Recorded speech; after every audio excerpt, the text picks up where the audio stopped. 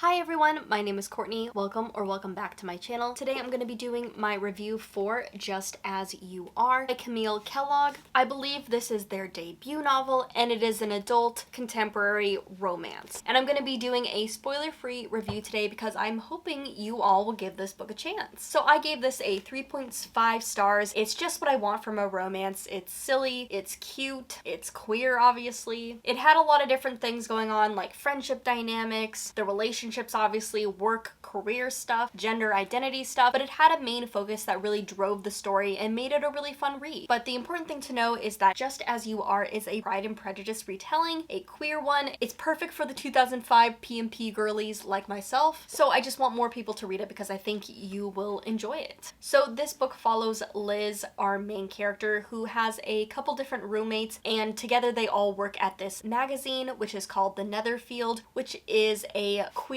lesbian magazine. Liz's best friend is Jane, who is kind of the star writer at this magazine, but unfortunately for them, the magazine is going under. It is about to be closed, but before it can be closed, it is sold off to these two lesbian finance girlies who decide to give a chance to this magazine. Well, one of them does. The other lesbian girl, who is Daria Fitzgerald, I believe, is like, I'm just doing this to help my friend out. I think this is financially irresponsible. I don't want to do this, but yeah, I'm stuck with this. And Liz is like the puff piece sex advice writer. And of course, Daria and Liz start butting heads right away because Daria is just very reserved, very cold, obviously doesn't want to be there, doesn't see the value in this magazine, especially in Liz's position. And Liz was about to obviously leave, about to lose her job, and she was kind of ready for it. She was ready to move on. She wanted to try writing a novel for the first time. She thought she had given herself enough financial headway so that she could write for a couple months. And so with this change in magazine, she's like, okay, I kind of have to stay here. And then with Daria kind of writing her off, she's like, no, I'm gonna be the best puff piece writer that I could possibly be and prove that what we do is important and it's not just the newsworthy stuff that we have to talk about. But overall, it follows those plot beats that you can expect from Pride and Prejudice with that modernization that you're expecting, and I feel like it does a really good job of it. Cute, it's sweet, it's corny. Again, it has all those good plot beats, a good internal story for Liz, but also a good romance, a good friendship story. It's got it all. It also has a butch love interest with a gender queer, non-conforming